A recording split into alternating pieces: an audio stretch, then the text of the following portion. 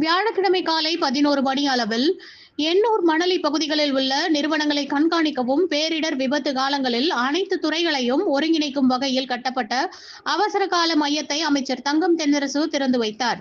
சென்னை எண்ணூர், மணலி ஆகிய 2 பகுதிகளில் வடசென்னை தொழிற்சாலை மிகுந்த பகுதியாக பார்க்கப்பட்டு வருகிறது. அப்பகுதிகளில் அடிக்கடி நிறுவன கழிவுகள் மற்றும் எண்ணெய் கசிவுகள் ஏற்பட்டு பொதுமக்கள் இன்னலடையும் சூழ்நிலை இருந்து வருகிறது. சென்னை துறைமுகத்திலிருந்து மணலியில் உள்ள சிபிசிஎல் நிறுவனத்திற்கு குழாய் மூலம் அனுப்பப்படும் கச்சா எண்ணெய் சுத்திகரிப்பிற்கு பிறகு குழாய் மூலமாக தண்டையார்பேட்டை பகுதியில் உள்ள எண்ணெய் நிறுவனங்களுக்கு அனுப்பப்பட்டு வருகிறது.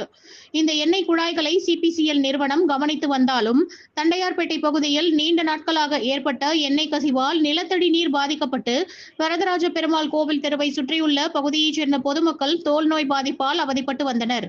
மேலும் கடந்த சில மாதங்களுக்கு முன்பு எண்ணூரில் உள்ள தனியார் நிறுவனத்தில் வாயு கசிவு, எண்ணெய் கசிவு போன்ற சம்பவங்கள் பொதுமக்களிடையே பெரும் அச்சத்தை ஏற்படுத்தியது.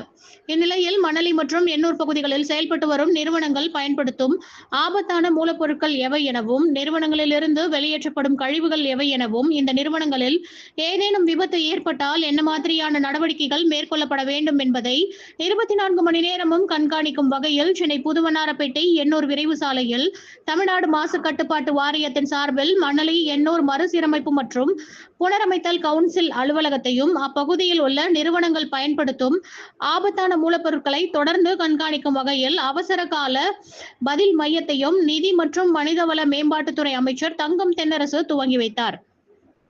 பின்னர் மணலி மண்டலத்தில் ஏற்பாடு செய்யப்பட்டிருந்த நிகழ்வில் மரம் நடும் பணிகளையும் துவங்கி வைத்தார்.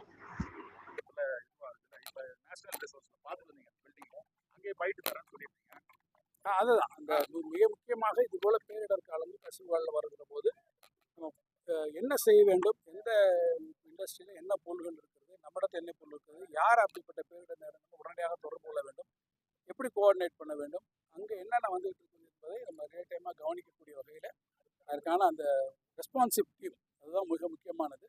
எனவே அதை தொடர்ச்சியாக நம்ம கண்காணிப்பில் வைப்பதற்கும் தேவையான உபகரணங்களை உடனடியாக கொண்டு வருவதற்கு பக்கத்தில் இருக்கக்கூடிய மருத்துவமனைகள் அல்லது கூட இருக்கக்கூடிய இண்டஸ்ட்ரீஸ், அரசாங்கத்தினுடைய பல்வேறு துறைகளை ஒருங்கிணைப்பதற்குமான அந்த rapid responsive centre and rejuvenation camp ஒரு சென்டர் மாதிரியாக அது உருவாக்கி.